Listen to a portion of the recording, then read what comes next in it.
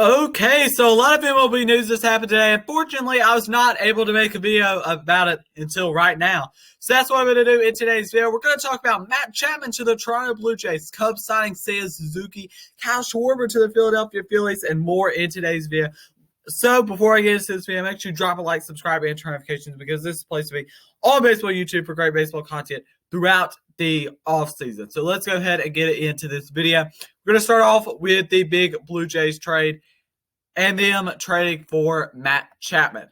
This was a big trade. Happened early this morning, of course, and the Blue Jays get another stud player in their lineup, being Matt Chapman. Now, Matt Chapman, a lot of what he does not show up on the stat sheet. In 2021, he posted a 210 batting average, 27 home runs, 72 RBIs, a 314 on base percentage, a 403 slugging, a 716 OPS, and a 3.5 WAR. Something to note here is the last time that the Blue Jays traded for an all-star third baseman, that was Josh Donaldson, who ended up winning MVP. Something similar to this, I think, could very well happen with Matt Chapman. I don't think that it's very far-fetched.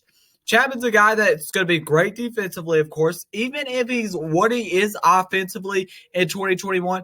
Again, in 2022, this is a guy that still is a really good player, a really valuable player. The Blue Jays trading for Matt Chapman is a very big deal, and it even seems like they're not out of the Jose Ramirez sweepstakes, but I think one guy that they should maybe try to pull the string on is Josh Hader. This is a team that still has some very solid prospects that they didn't give up. Like, this team still has a lot of things that you could still, the A's seem to like these players that were just drafted. I mean, they've acquired Gunnar Hoglund, JT Ginn, and Ryan Cusick all in the last couple days. Gunnar Hoglund, this is a guy that's going to be a 2024 ETA, looked at as a guy that in 2021 could have been a number one overall pick if he didn't get injured with Tommy John surgery. And we're going ahead and starting with what the A's got in return, which I think was not enough. He was the 19th overall pick. And, this is a guy that was even a first-round pick in 2018 coming out of high school. The Tommy John surgery did definitely hurt his value a lot, but he would have been a top 10 pick and possibly, some even think possibly a number one overall pick. Now, the Blue Jays, like I said, still do have Gabriel Morano, Orlavius Martinez, and Jordan Grosshans in there. Gunnar Hoglund's the main guy in this deal. Kevin Smith is another guy. He's going to be ready right now to play shortstop or third base for them. And Kevin Smith, I think, is one of the more underrated prospects that there is out there. For his 2022 projections, nothing crazy. 227 batting average, 7 home runs, 23 RBIs. Another guy they're going to be getting back is left-hander Zach Loke. Zach Loke was a 9th-round pick in 2017. This is a guy that, in 2021, between Double-A, where he posted a 3-1 record with a 4.58 ERA in 7 starts and 7 games overall. And in 2021 in Triple-A with Buffalo, 9-3 with a 3.32 ERA in 18 games, 17 started. This is a guy that's been actually pretty solid over his career. And overall in 2021 ended up with a 3.67 ERA. This is a guy in Zach Loke that could be a pretty good guy for them. Could be up, end of 2022. And Kirby Snead's another guy, of course. Kirby Snead he's not great at all. He's a 10th round pick of 2016 by the Blue Jays. He had a 2.35 ERA in 7 games last year. I don't expect him to do a lot with Oakland, to be honest. I just don't. But for the Blue Jays, what they're going to be getting back here is an all-star type player, gold glove player every year in Matt Chapman. That's what you're going to be getting back. And a player that's going to be really exciting for your team as well. Matt Chapman makes them a much, much better team, of course, and he replaces quite a bit of Semien and plays much better defense than what Marcus Semien was doing for them. So for the Blue Jays, their projected lineup is insane right now. I mean, you're going to be looking at George Springer, Bo Bichette, Vladimir Guerrero, Teoscar Hernandez, Lourdes Gurriel, Matt Chapman, Randall Grichuk. You're going to be having to deal with all those guys at the top 7. I mean, there is no break in this lineup at all. And that's one of the best lineups in baseball. And their projected starting rotation one of the best in baseball as well. Barrios, Cosman, Hinchin, Ryu, Alek Manoah, and UC Kikuchi. Now, the bullpen does need some help still, but this is a team that I still am confident to say that they are American League East favorites right now. I think that this is a team that is going to win the American League East. And even without the Matt Chapman trade, I was really thinking that. This Matt Chapman trade only helps them, and I think that they are the favorites to win that division right now, even over Tampa.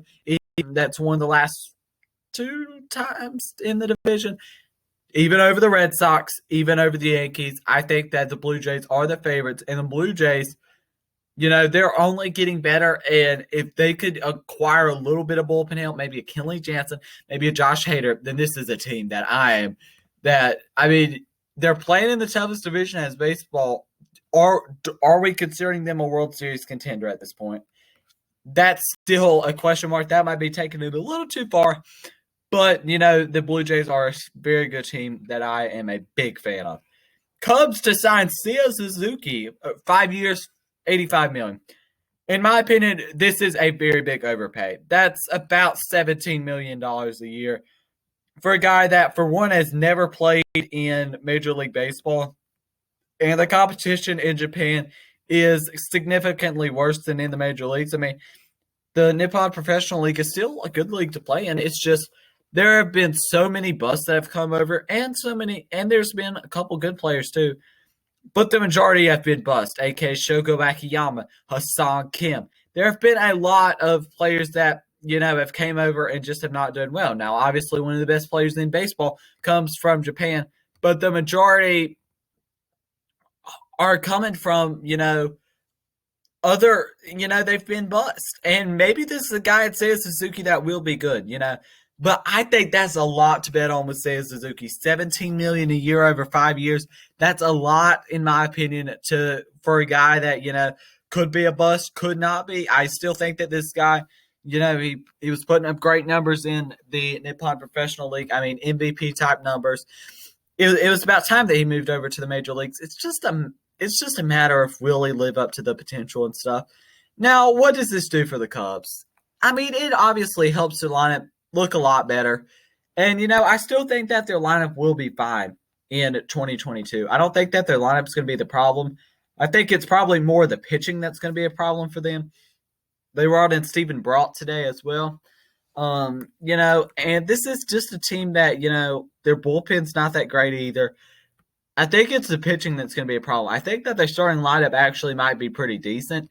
It's just a matter of, their bullpen. And I think this is, I like, taking risk and stuff, but I think this might be just a little too much of a risk. I'd like to see Seiya Suzuki do really well in the major leagues, but, it seems like a little bit of a possible or quite a bit of a risk in my opinion. But bringing him in for the Cubs, I understand why they would do this. I mean, it makes a lot of sense. Does this rule them out of Carlos Correa with that money? I mean, who knows? I think they kind of already are out on Correa. I don't know, though. So, the Phillies have signed Kyle Schwarber to a 4-year, $79 million deal, just shy of course, $20 million. And it was kind of said all along that the Phillies wanted Kyle Schwarber. And, I think that these designated hitters are getting overpaid a lot. This is a guy that was, of course, the 4th overall pick back in 2014. But this is a lot to pay a guy that's not even going to be playing the field for you or anything. I think that this also is an overpay. I like that teams are paying the players and stuff. But what I don't think is right is Nelson Cruz getting $15 million a year. This dude getting $19 million a year. I think that that's a lot for a designated hitter. This is a guy that doesn't even go on the field. He hits 4 times a day, and that's his job. That's his job, and he's making $15 million or $19 million a year. I don't think this contract is worth it.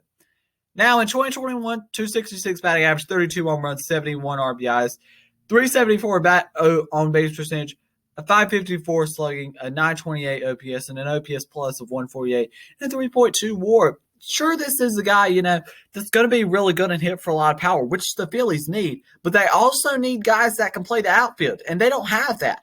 Roman Quinn and Adam Hazley as your starting outfielders is awful embarrassing, in my opinion, to be honest.